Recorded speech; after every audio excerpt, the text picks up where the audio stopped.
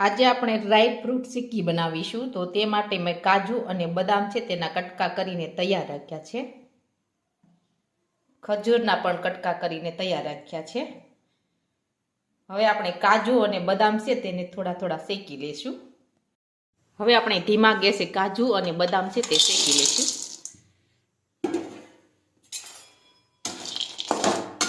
આ રીતે થોડી વાર શેકાવા દઈશું.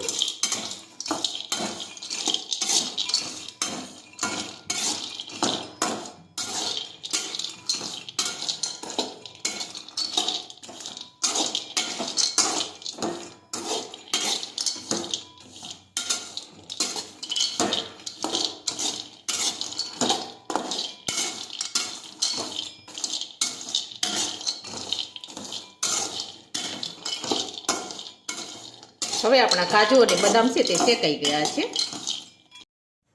હવે આપણે સિક્કી બનાવવા માટે થોડું ઘી નાખીશું.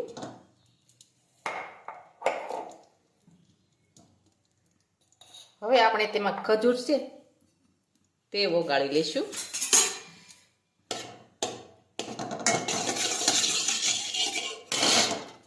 ખજૂર નાખી દઈશું.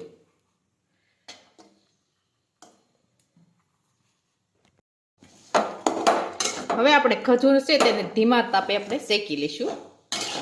ધીમો ગેસ રાખવાનો છે.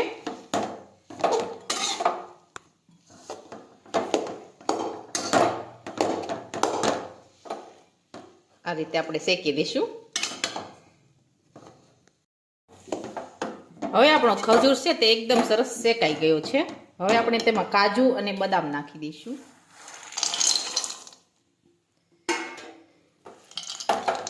આ રીતે આપણે મિક્સ કરી દઈશું. તેમાં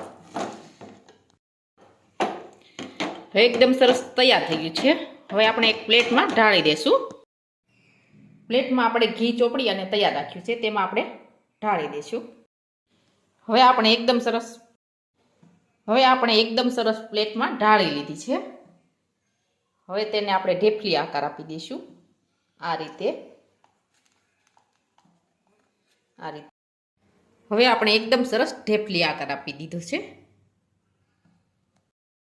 હવે આપણે એકદમ સરસ ઢેફલી છે તે બની ગઈ છે.